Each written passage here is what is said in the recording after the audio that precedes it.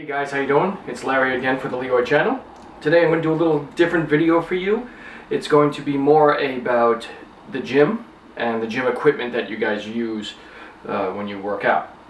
I'm not talking about like CrossFit and the racks and just the bumper plates and maybe a GHD, the glute ham developer. This is like a regular gym with the selectorized machines, the giant weight stacks and treadmills and things like that. Alrighty, just want to let you guys know that safety is really important when you're going into a gym.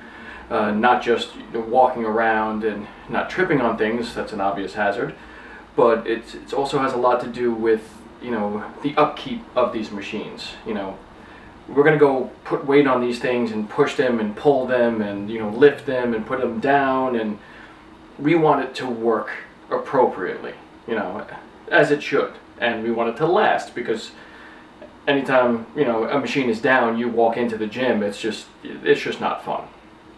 So little things to look for when you're in a gym. Okay, as a fitness equipment inspector, I basically look at a machine from top to bottom, inside and out, to make sure there's no excess dirt and dust, and no cables are broken or belts are torn or anything like that. But then I go a little bit further and I check the bolts that hold everything together, and I test the pulleys to make sure they function properly. All that stuff, the belts, the pulleys and the cables, I'm going to cover in another video, because that's something specifically that I want to talk about.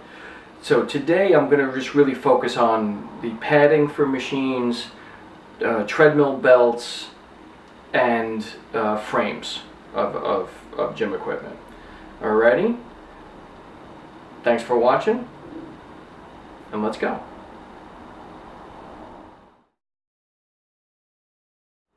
Hey guys, I'm back. Just want to go over a few things with you today about different gym equipment things to look for. Obviously there are things that just jump out to you and be like, okay, I'm not using that piece. Like, for instance, if somebody uses electrical tape to hold a machine together, probably not the safest thing to do. If you walk up to a barbell, whether you're going to do shoulder press, squats, deadlifts, or bench press, the big anchors on the side are held on by bolts 90% of the time. If not, it's a rivet right through. But the ones that are held on by bolts, over time will become loose. If that becomes loose, that whole end piece falls off, including all the weight you're lifting while you're lifting it. So we want to make sure those bolts are nice and tight. But if you walk up to a bar and you have to tighten it, yeah, I wouldn't really use it. I would just report it to the gym and let them take care of it. Now, upholstery. The upholstery pads are, other than just comfort and for the aesthetic look of everything, open upholstery with rips and tears can harbor bacteria, and there's actually more bacteria in a quarter size area in a gym than there is on your toilet seat. So just to give you an idea of how much bacteria is actually in the gym at baseline, now you have a foam pad that's open, people sweating, sneezing, coughing, whatever, into that, it's going to stay there, because now it's moist and it's warm and it's a breeding ground for disease. We like to clean our equipment before use and after. You don't clean it, during, because that's a waste of time. You're using it, it's you. But I always like to wipe it down once beforehand and then wipe it down once afterwards for the next person after me. It's a common courtesy thing. And you don't need to use 1,000 wipes or spray the bottle directly on the pad. That actually ruins it. Take one wipe if they have gym wipes. Wipe it down. It's enough. You don't need 10, because that's going to wring out, and that's just going to be all that liquid into a pad. And a pad is nothing more than a sponge. It's going to soak it up. So please leave that alone. So definitely look for those things. Okay. Treadmills. Okay, it's just a revolving belt that you run on, or walk on, or sidestep on, or whatever you do. But that belt has to be centered on the treadmill. If not, it's going to wear out on one side, and it will snap. Also, if there's any buckles in it or if there's any little nicks in anywhere in the belt, you have a problem. Okay, that's just a field day for an injury. Okay, on anybody who's using it. Doesn't matter if you're walking, running, or sidestepping or going backwards. That's a no-go for me. Alrighty? Also, when you're wiping down cardio equipment, treadmills, or anything with a display, please do not spray the machine. Electronics and liquids don't go together. Okay? Yeah, it looks like it's sealed, but there are little, openings, because that's how we get the cover off to change all the broken stuff. Liquid goes inside, and eventually will rot out the machine, and it's broken, and members will scream, oh, it's a garbage machine. Meanwhile, it's your guy's fault. So let's try not to do that. Also, as with the upholstery, you don't need 10 wipes to wipe down a machine. One will do. Wipe it once. Don't leave a trail of water. If there's a trail of water, you use too much. Get a paper towel, dry it off immediately. You'll prolong the use of the machine, and by that time, guess what? You're actually saving the gym money, which they don't have to raise costs now because they don't have to constantly keep buying new equipment. See how that works. Good job. Obviously, if there's a motor issue, there's nothing you guys can do about that. The gym will call in the tech and we'll get that done. Now, frames. Frames on either the cardio equipment or the strength equipment have to be inspected on a weekly basis. If your gym is not doing that, guess what? Find another gym. Okay? A lot of places take it for granted from the manufacturer that everything was put together correctly.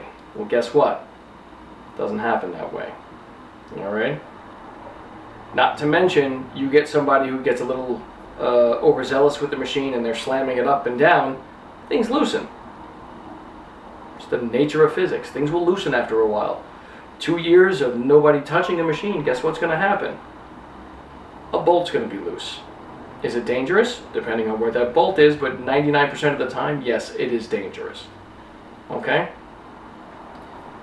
Always make sure that, the gym is doing their job. And if you are the gym, make sure you're doing your job, you're getting your equipment inspected, servicing it regularly. There are service companies available that don't do anything and just collect your money and pretend that they do stuff. Then their service companies will charge you all the money in the world, and then you'll have brand new equipment every month because they're doing a fantastic job. You won't know until it gets done. But it's always good to have somebody on staff who has an idea about gym equipment. Alright? So what do we do? What do we talk about? If there's obvious signs of tampering and little makeshift ways to use a gym equipment, don't use it. If the upholstery is ripped and staying that way with no attempt to fix, don't use it.